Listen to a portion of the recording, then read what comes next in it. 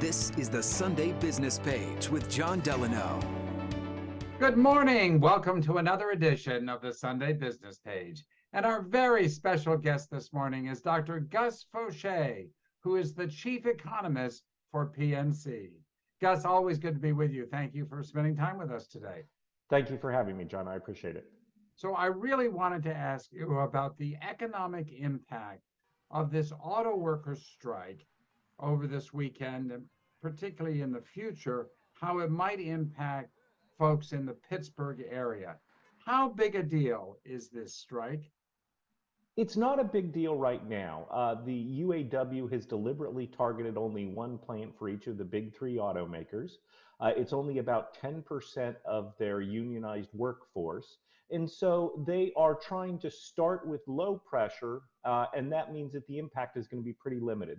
I think the biggest impact on the Pittsburgh area will simply be that there may be some models of cars produced by the big three that become less available. But at this point, they do have sufficient inventory. There are going to be other options that are going to be available. So I think the hit to the Pittsburgh economy is going to be pretty limited in the near term.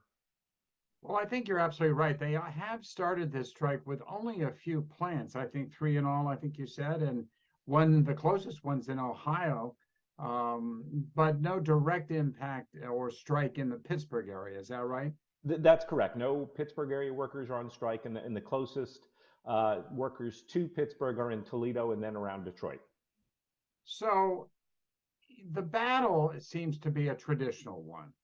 That is, CEOs at companies that have had 90% profit increase over the last decade give themselves 40% pay raises and then try to hold their own workers to far less pay increases. I think the average auto worker makes somewhere between $17 and $33 an hour, depending on their seniority.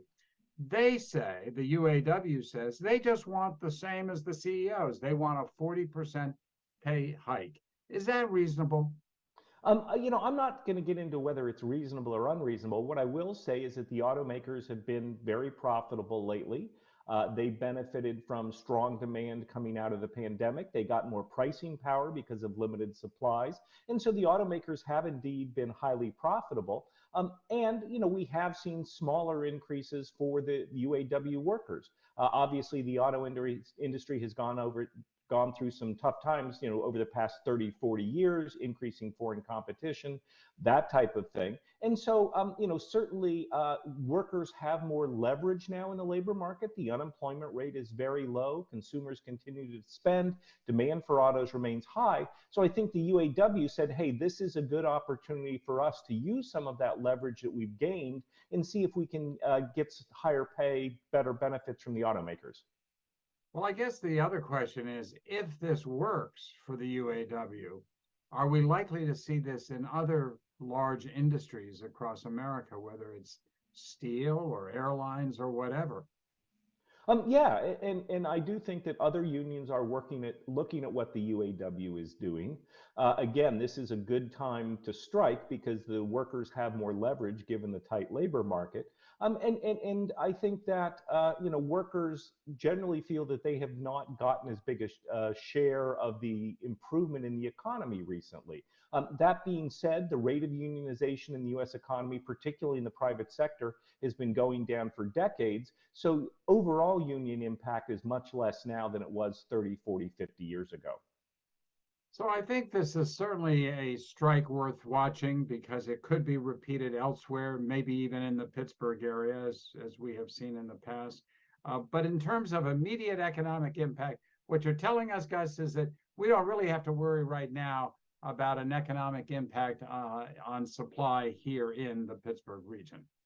That's right. But obviously, the longer the strike goes on, or if we see a broader strike, if it moves to more plants, then I think we will start to feel the impact both nationally and in the local economy with vehicle shortages. Well, Dr. Gus Faucher, the Chief Economist for PNC, thank you, sir, very much for spending time with us today. I really appreciate it. Thank you. All right. Thank you, John. And thank you for watching this edition of the Sunday Business Page. Have a great Sunday, everybody.